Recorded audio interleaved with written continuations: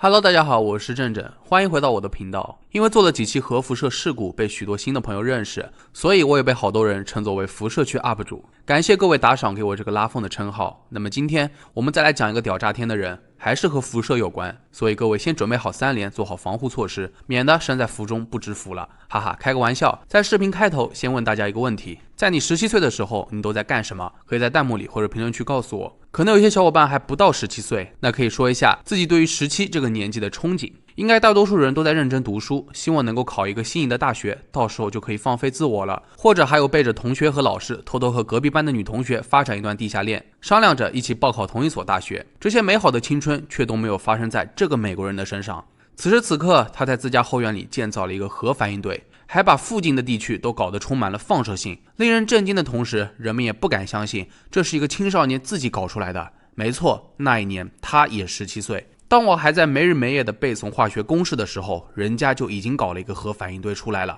不过就当所有人都猜测他日后必定会成为科学家，但是他的经历却再次出人意料。那废话不多讲，今天我们就一起来了解一下这位少年的跌宕人生。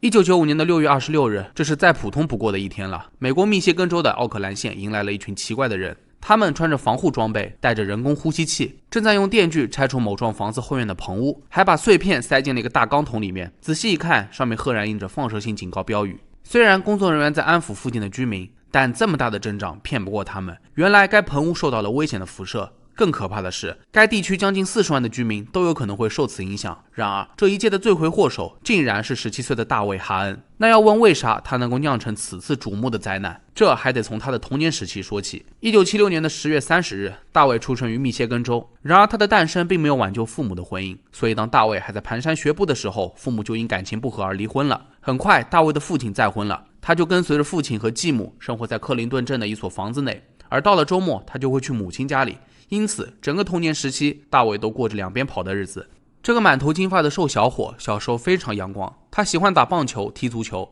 后来还加入了童子军，度过了一个平凡快乐的童年。然而到了10岁那一年，大卫的生活有了不一样的变化。起因是外公送了他一本化学实验宝典，这本书简直为他打开了新世界的大门，里面讲述了该如何在家中建立实验室，以及各种实验指导。很快，大卫开始对此产生了浓厚的兴趣，尤其是对化学实验情有独钟。随着年龄的增长，大卫开始变得越来越腼腆，性格也变得内向，不擅长交朋友，只喜欢独自一个人在家做实验。俗话说，兴趣是最好的老师。12岁的时候，大卫就已经能够轻松消化掉父亲在大学里面的化学书。父母很支持他对化学的热爱，但前提是在没有闯祸的情况之下。然而在暑假时期，大卫参加了童子军活动，其他的男孩都偷偷的跑去女孩子的营地玩，只有大卫独自一人在研究镁粉制作成烟花，结果把帐篷炸了一个大窟窿。大卫自然是被赶出了营地。后来又因为一次实验意外，大卫差点把家给炸了，自己也被送到了医院。在这次风波之后，父亲担心房子早晚会被夷为平地，于是禁止他在家继续做实验。随后大卫只好把业务转移到母亲家里，因为有了前车之鉴，他提出把后院的棚屋当作实验室。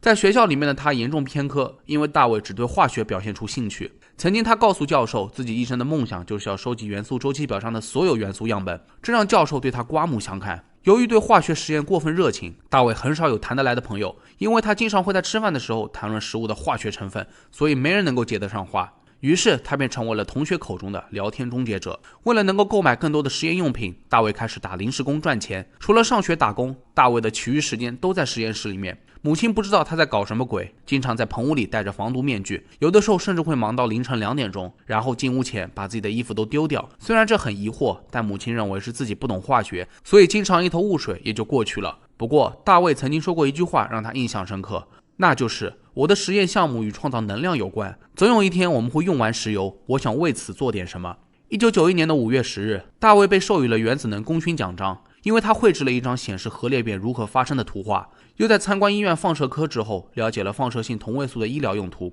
最后使用果汁罐、衣架、苏打吸管、厨房火柴和橡皮筋等物品建造了一个模型反应堆。不过正是这一荣誉彻底激发了大卫在家制造增值反应堆的想法。那么什么是增值反应堆？就好比你开车跑长途，出发的时候你只有半箱汽油，当你回到家的时候，你的油箱不是空的，反而是满的。增值反应堆就像是这辆汽车，不仅能够发电，还能够产生新的燃料。但无论是常规反应堆还是增值反应堆，都依赖于天然放射性元素，通常是铀235或者钚239之类的，以此作为裂变持续反应链的燃料。那么问题来了，一个10几岁的孩子究竟要如何获得制造核反应堆所需要的材料呢？不得不说，大卫精神可嘉，为了获得放射性物质，甚至灵机一动，为自己炮制了新的身份。一名尽心尽责的物理教授，他设法通过邮件联系核管理委员会与同位素生产和分配主任唐纳德进行了学术讨论。唐纳德向这位教授提供了分离和获取放射性元素的技巧。在这期间，大卫还询问了这些放射性物质所带来的危险。唐纳德向这位教授保证都是非常轻微的，毕竟当放射性材料构成任何危险，那不管什么数量和形式，都必须经过核管理委员会颁发的许可证。为了能够进一步拿到材料，大卫还声称，为了自己不想浇灭学生的热情，能否告知一些购买放射性物品的价格和来源。当然了，狡猾的大卫最终如愿以偿，而唐纳德并不知道的是，自始至终这位只是通过邮件没有露脸的人竟然只是个孩子，而谁又能想到和他讨论这些东西的并不是一个上了年纪的老人。后来大卫从童子军原子能手册当中了解到，镁241可以在烟雾探测器中找到，镭226一般用于古董夜光表盘，在一种叫做沥青铀矿的黑色矿石当中可以找到铀238和微量的铀235，在科尔曼市的煤气灯当中也可以找到土232。于是大卫开始马不停蹄地收集起来。他联系过烟雾探测器公司，声称他自己手头上要做一个项目，需要大批量订购。最终这家公司以低价卖给了他大约100个烟雾探测器。由于不确定镁241的具体位置，大卫还写信给了一家电子公司，一位客服看到之后写了非常详细的回信。随后大卫自己摸索，成功提取出了镁组件。为了得到锂，大卫还购买了价值1000美元的锂电池。总之就这样东拼西凑，大卫从各种渠道获得了原材料，最终希望创建一个增值反应堆，使用低水平同位素将土和铀的样本转化为可裂变的同位素。而此时安全2个字早就已经抛之脑后了。就当他在棚屋里忙碌时，家中的辐射水平也不知不觉地一直在上升。其实大卫心里很清楚，于是用专门的仪器探测电离辐射，果然在母亲家的5个门上都探测出了辐射。他惊慌失措，迅速拆掉了此次的反应堆。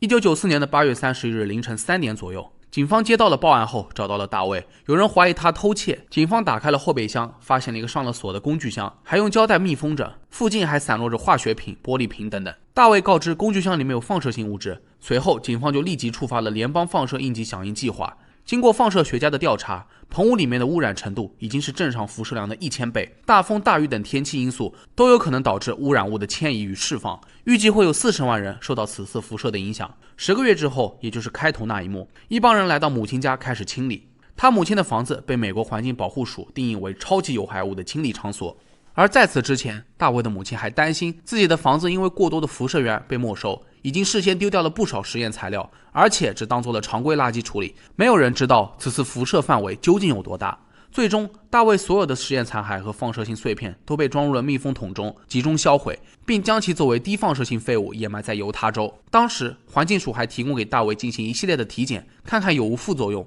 但被大卫拒绝了。他声称不相信自己会活不过5年，多年来的科学研究被毁于一旦。1996年，由于大家都知道大卫的事迹，所以给了他一个新的名字——放射性童子军，以此被大家唾弃。母亲也因为顶不住压力而选择了自杀，女友也和自己分了手。之后，大卫陷入了严重的抑郁症。父亲鼓励大卫前往马克姆社区学院主修冶金课程，但他经常逃课，整天无所事事，萎靡不振。最后，父亲忍无可忍，把他送去了新兵训练营。大卫被分配到了核动力航空母舰上服役。虽然自己无法再做实验，但他会继续研究自己感兴趣的话题。退役之后，大卫回到了密歇根州。此时他已经被诊断为患有偏执性精神分裂症，据说还开始大量吸食毒品，幻想自己有能力用意念电击自己的下体。后来有人举报称，大卫曾经透露过自己会再建造一个反应堆，虽然可能是风言风语，但此时他的精神状态已经很差了。2007年8月1日，大卫因从公寓楼的大厅当中拆除烟雾探测器，被警方指控盗窃罪。据称他是想从里面获得煤，而此时的大卫已经脸上布满了疮。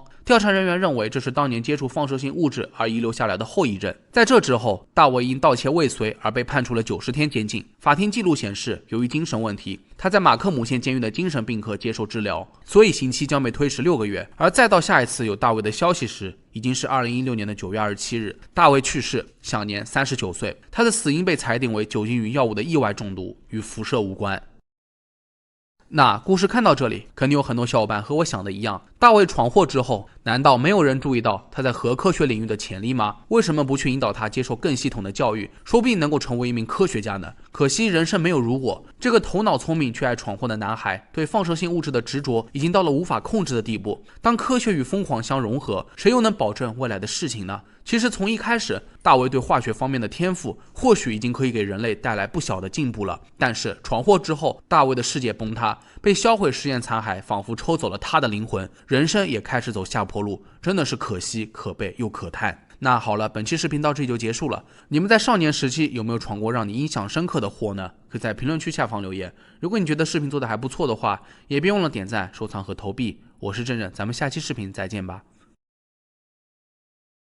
开头想问一下大家，常年在外地的小伙伴，这个年怎么过呢？是回家还是留守原地？疫情当头，想必大家都很纠结。为了防止不必要的麻烦，还是提倡各位在原地驻守，这样对你我他乃至整个国家都有好处。人类历史上发生过无数重大的灾难，但瘟疫病毒一直是个无法轻易跨过的鸿沟。面对这场前所未有的灾难，一批又一批的逆行者踏入疫区，担当大人，向他们致敬。之所以要提到他们，是因为这并不是我们时代所特有的，早在中世纪的欧洲就已经出现了这群逆行者，那就是鸟嘴医生。不过由于他们的样子比较奇特，一度被人认为是死神的使者。那么鸟嘴医生到底是何方神圣？他们身上又有怎样的故事呢？下面我们就一起来认识一下这群瘟疫里面的逆行者。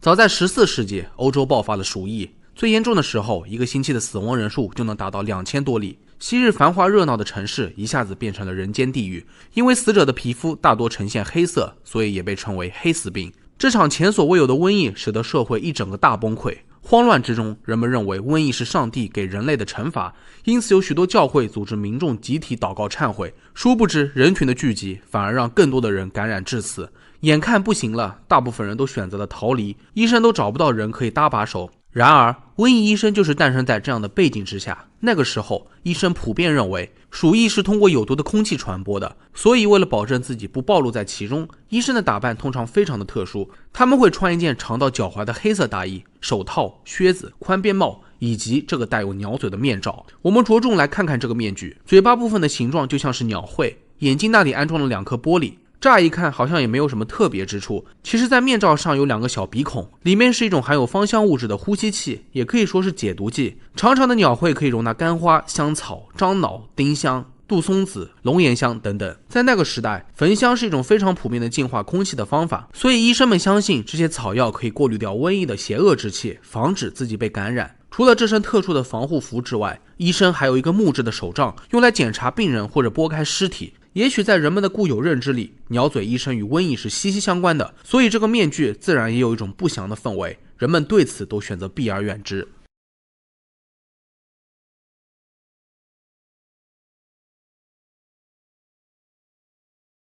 然而，这种在中世纪才会出现的瘟疫医生，曾经在法国南部的门托邦镇，人们再次目击到了他的踪迹。与我们上述讨论的截然相反，他讨厌所有受到瘟疫影响的人，而且产生了强烈的敌意，更不要说救死扶伤了。如果不加以控制，这个瘟疫医生就会杀死所有的敌人。调查人员发现他的时候，他正在给尸体进行复活手术。可怕的是，这些尸体虽然恢复了基本的运动技能和反应机制，但很少移动。最关键的是，复活者失去了先前所有的记忆或心理能力，相当于成为了瘟疫医生的傀儡，全部都听从了他的指挥。如果瘟疫医生要求他们变得非常有攻击性，复活者们也会照做，只有这样，他才会觉得这些病人已经被治愈了。如果说中世纪的瘟疫医生是披着恶魔外衣的天使，那现在的这位就是名副其实的死神使者。除了外形相似之外，他们之间再也没有别的共同点了。调查人员经过了几次目击，得出了以下数据：他的身高大概1.9米，在厚厚的黑袍子之下掩藏着一副人形骨骼，不过这身特殊的防护服似乎已经长在了皮肤上面，如果强行要撕开，你就会看到一层又厚又粗糙的兽皮，经过 X 光射线成像，黑袍子里面确实是人形骨骼结构。但让人吃惊的是，原来鸟喙不只是个面具，这是一种从面部骨骼当中生长出来的甲壳素组织，所以这是一体的。原来这个瘟疫医生并不是一个人，而是一个实实在在的怪物。突然有一种被骗了的感觉，古往的逆行者瘟疫医生成了半人半鸟的生物。不过这并不是他唯一特殊的地方，调查人员表示他好像还是个学霸，精通各国语言，尤其擅长英国和中世纪法语。一般情况之下，瘟疫医生并不会做出什么过激的行为，反而很配合调查人员的工作，认真的回答各种问题。但是当他觉得自己正处于所谓的瘟疫环境中时，他就会变得特别的烦躁，有时候还会非常具有攻击性。不过目前也没有人知道他所谓的瘟疫环境到底是指什么，只知道这是他密切关注的一个问题。由于瘟疫医生随时可能会情绪爆发，所以调查人员将其关在一个单独的房间里面，外面还安排了2名特警进行24小时监视，一旦对人类做出了攻击性倾向，任何人员在此期间都不能接近他。相反，一旦瘟疫医生平静下来，就会变得非常顺从，乖乖地待在自己的房间里面，不会做出任何的反抗。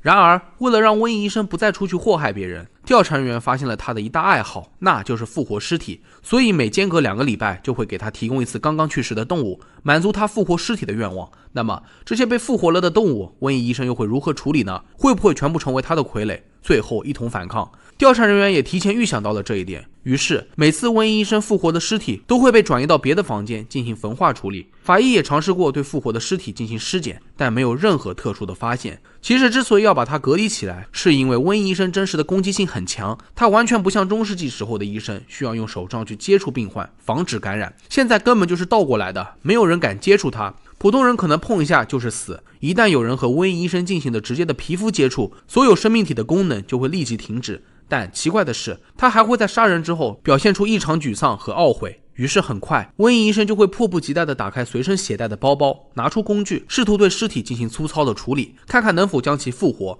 通常来说，这种复活手术很少能够成功，一不小心就会产生很多无脑傀儡。可怕的是，在瘟疫医生眼里，自己对于尸体进行复活手术是在治愈他们。据说曾经有一名工作人员误入了他的房间，瘟疫医生先是询问了几个医学问题，随后就从包里取出工具，准备工作做好后，他抬手碰到了工作人员的喉咙，对方直接去世。之后他就开始进行了复活手术。据知情人士透露，这位工作人员长出了许多肢体，最后在房间的墙壁上面爬来爬去。瘟疫医生似乎对此很满意，还在日记当中记录下了实验的过程和结果。后来由于人类生理学与大猩猩存在相似性，所以调查人员给瘟疫医生提供了一具大猩猩的尸体，想看看他是如何复活的。然而这次的复活手术过程似乎有点艰难，瘟疫医生花了好几天的时间进行了多次实验，都成功复活了，但他对于结果并不满意。到了第5次复活手术，瘟疫医生主动把尸体交给了工作人员进行焚烧，他还声称这是他治愈瘟疫道路上的绊脚石。除此之外，他还试着复活了一头刚去世的牛，这好像是个大工程。手术持续了几天几夜，为了让自己的头脑正常运转，瘟疫医生在休息的时候还吃了一份薄饼干、咸猪肉和硬奶酪。调查人员发现，他是先给尸体进行防腐处理，从袋子里面掏出了许多长注射器，每个注射器里面都装有不同的深色粘性液体，他称之为体液的精华。根据瘟疫医生的理论，瘟疫可能会导致身体全身失衡，所以在手术之前要先找到体液平衡，否则身体会拒绝手术。最后他找到了一些大型金属仪器来调整牛尸体的器官，这一动作似乎起到了使牛复活的效果，但结果有一些混乱，牛的头部倒置，四肢也被重新定位，但它还是能够走动的。看完了这些案例，是不是觉得不要叫他医生好了，就是一个科学怪物？他的手术包就像是个百宝箱，里面什么新奇的东西都有。还记得刚才提到的日记吗？瘟疫医生每做一次复活手术都会记录下来，但是他还留了一手，那就是使用独一无二的文字语言，就算请来世界上最知名的语言学家和密码破译专家都无法破解。因此调查人员对他束手无策，只好一直把他关起来。没想到吧，昔日的逆行者竟然真的会变成半人半鸟的怪物。不过各位也不用担心，更不用恐慌，这只是个传说罢了。虽然瘟疫医生的防护服真心有点难看，但不要忘了，这也算是医学领域的一大探索。很多人都会收藏这样的鸟嘴面具，为的就是致敬当年鼠疫当中的逆行者们。在瘟疫病毒面前，人人平等，无论穷人富人都难逃一劫。虽然之前也听说过关于黑死病的记载，只知道很严重，但心里并没有什么概念。然而此时此刻，一场世纪病毒就发生在我们的身边，终于能够体会到历史书上的记载有多么的触目惊心。冰冷的死亡数字狠狠地敲响了人们的警钟，这是一场不见硝烟的战争，只有亲身经历才知道真正的艰难。致敬所有的逆行者，如果没有他们的全力以赴，我们哪会有如此强大的安全感呢？那么本期视频到这就结束了，你们身边出现过哪些逆行者？他们的举动是否打动了你？可以在评论区下方留言。那如果你喜欢我做的视频的话，也别忘了点赞、收藏和投币。我是正正，咱们下期视频再见吧。各位有没有想过一个问题，如果在执行死刑的时候，出于某种原因犯人没有死成，那要怎么处理呢？是当场再执行一次，还是说择日再处决？我想无论是哪一种，犯人的小心脏应该都不太好了，谁叫你是死刑犯呢？不过像死刑这种事情，古往今来几乎都不会出什么差错的，但在历史上还真就有几个命硬的，能够在死刑的过程当中幸存下来。我相信大家肯定很好奇，到底是怎样的死刑过程会出现这样严重的失误，或者难道是他们天生神力，怎么死都死不掉呢？ Hello， 大家好，我是正正，今天就给大家讲4个历史上没有死透的故事。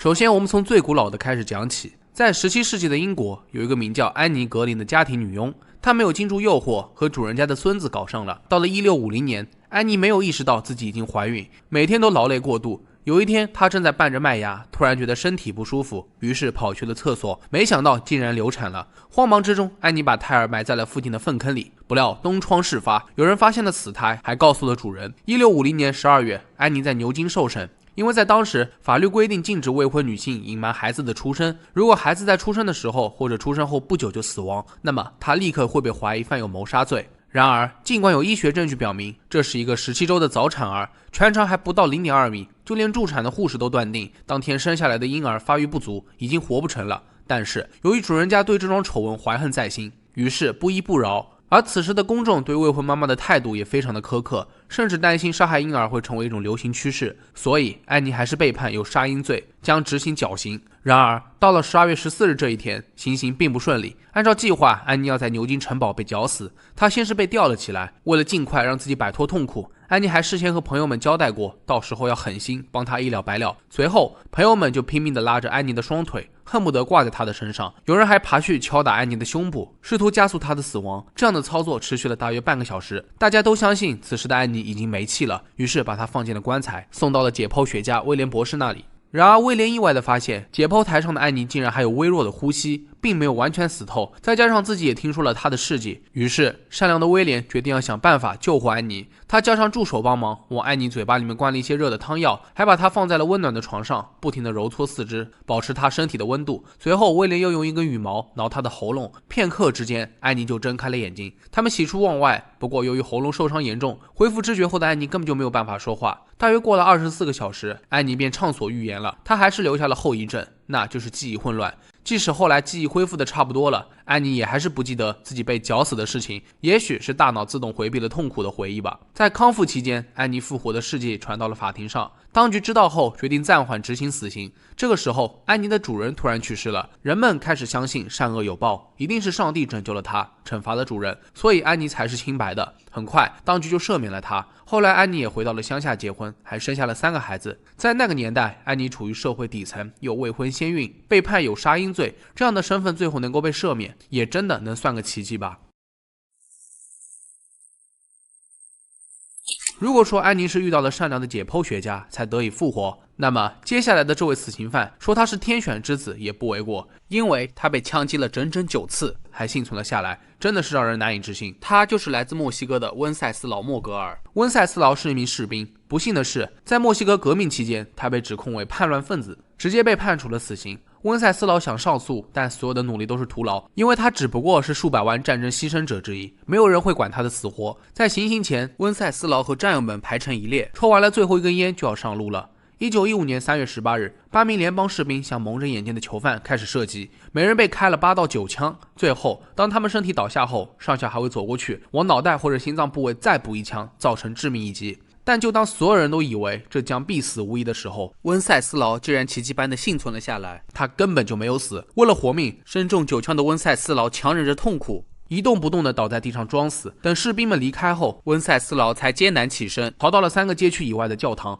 一位教会成员发现了这位半死不活的人，大发善心，带他回家，随后给他治病。这个男人最终从死刑当中幸存了下来，而且这并不是都市传说，因为后来关于他的照片和事迹都被完整的记录了下来。不过温塞斯劳还是留下了许多永久性的伤痕，尤其是面部毁容非常严重。后来他在墨西哥革命结束前一直保持低调，直到1937年，作为传奇人物，温塞斯劳接受了广播节目的采访，他被称为被处决的人。俗话说大难不死必有后福，这个逃离死亡魔爪的男人最终过完了充实的一生，享年85岁。由此可见，在死亡面前，人类的生存本能是有多么的强烈。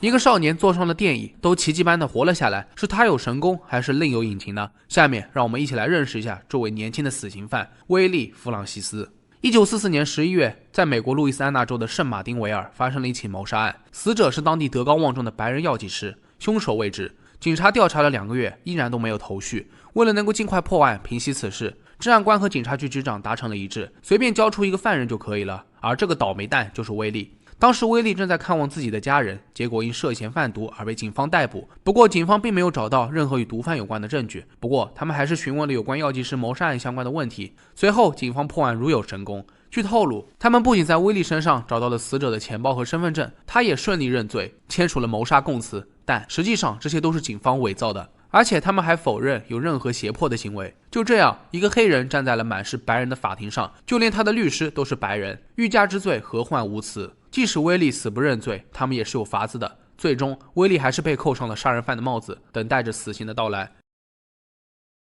1946年的5月3日，年仅17岁的威利坐上了令人毛骨悚然的电椅，他握紧了拳头，内心充满了恐惧。然而事情竟然在最后一刻出了问题，在开关按下去之后，威利在电椅上疯狂抽搐，还试图扯开绑带。然而警方很疑惑，怎么电了这么久都还没有死。此时医生拿着听诊器走了过去，意外的发现威利竟然还有呼吸。警长再次按下了开关，威利依旧颤抖得很厉害，还跟着电影滚到了地上。但是他不仅没死，还不停地尖叫着，让我呼吸，快把面罩拿走。在场的所有人都难以置信，这个电不死的家伙是怎么一回事。随后没有人敢继续行刑了。照理来说，这种电影是当时最快最有效的死刑方式，怎么会临时出现这样的症状？经过调查后才发现，原来负责电影的工作人员昨天晚上喝醉了酒，没有设置好正确的电量，所以临刑时失灵了。而另外一边，刚刚经历了一场死亡排练的威利吓得连魂都没有了，电流通过身体的感觉就像是几百万根大头针扎在身上，尤其是2条腿，感觉是有人在用刀割开皮肤一样。然而这次电影失灵的经历让威利一下子成为了头版头条，很多人都质疑这个黑人少年真的有罪吗？他们都认为这本是一场不公正的判决，而威利的幸存恰好就是上帝的警告。可惜即使上天给了威利死里逃生的机会，他也做出了大量的努力，但是在这场属于白人的游戏里面，威利的肤色似乎已经注定了他的命运。最后心灰意冷的威利也不愿意再经历失望了，他拒绝了律师提议，不再将此案递交给了最高法院，他只说了一句：我已经准备好上路了。1947年的5月9日，时隔1年多，威利再次坐上电椅，而这次的设备已经被检查了无数遍，确保万无一失。当开关按下5分钟之后，威利被宣布死亡。严格来说，威利因为莫须有的罪名被判处了2次死刑，1年多的挣扎与努力也没能打破这种不公正的待遇。其实对于威利来说，如果到头来还是不可避免的死亡，谁愿意承担这分期死亡带来的绝望和痛苦呢？最后我们再来讲一个比较离谱的，而且事情还发生在现代。在1985年，罗梅尔·布鲁姆残忍地刺伤了一名女孩，侵犯并杀害了她，最后还把尸体埋在了克利夫兰的一个公园里。2个月后，贼心不死的罗梅尔又一次试图绑架女孩，但这次没那么容易逃脱了。最终罗梅尔因犯有绑架、强奸和谋杀罪被判处死刑。2009年9月15日，罗梅尔终于迎来了注射死刑，但是让所有人诧异的事情发生了。起初监狱的工作人员在他的胳膊和腿上分别扎了几次针头，但都没有顺利的扎进静脉。后来他们又在全身上下找到了至少18个不同的部位，也都没有找到合适的静脉。尽管罗梅尔都已经全力的在配合了，但还是扎了2个多小时，有一次甚至还刺到了骨头上。最后此次处决以失败告终，监狱工作人员都感到非常的绝望和沮丧。州长还特地给予了为期1周的缓刑，让官员们重新讨论该采取哪种方式对罗梅尔进行死刑。然而，这起失败的处决引起了很大的争议。有人认为，注射死刑看似是医疗程序，但在监狱当中，并非专业的医疗人员来操作的。罗梅尔的案例还被称为美国历史上最失败的处决未遂之一。而罗梅尔本人也表示抗议，如果自己执行第二次死刑，那根本就是不合理的惩罚。最终，罗梅尔还是难逃一死，他的第二次处决时间改为2020年的6月17日。后来，州长又发布了缓刑令，理由是无法获得处决药物，处决时间预计在2022年的3月16日。不过，坏人自有天收。虽然罗梅尔命硬，逃过了注射死刑，但在病毒面前，他还是不堪一击的。一场瘟疫击垮了整个地球。在监狱里面的死刑犯，谁又会管他呢？最终，在2020年的12月28日，罗梅尔死于新冠病毒。看到这里，如果大家觉得离谱的话，可以把离谱打在公屏上面。那么今天我们讲了4个因为各种原因没有死透的死刑犯，其实都挺离谱的，哪有死刑出岔子的呢？在这其中，威利的事迹对我触动最大，因为他明明是清白之身，还那么年轻，因为肤色经历了2次死刑，在等待第2次处决的日子里面，他的心路历程会是怎么样的？我想最后威利放弃挣扎的原因很简单，他也明白在那个年代，黑人在法庭上的地位微乎其微，注定没有话语权，与其对着干，还不如乖乖认罪，保护好自己的家人。而在历史上，威利绝对不是第一个，也不是最后一个被扣上莫须有罪名的黑人。他们只不过是想找一个替罪羊坐在电影上，却忘记了作为警察最基本的职责，应该是找到真正的凶手。从古至今，正义之路漫长遥远，虽然这是一条上下求索的艰难之路，很多人也无法坚守住内心的正义，但还是希望大家都能够保持一颗善良正直的心，这比什么都重要。那好了，本期视频到这就结束了。你们觉得哪个死刑犯的经历最离谱呢？可以在评论区下方留言。如果你们觉得视频做得还不错的话，也别忘了点赞、收藏和投币。我是正正，咱们下期视频再见吧。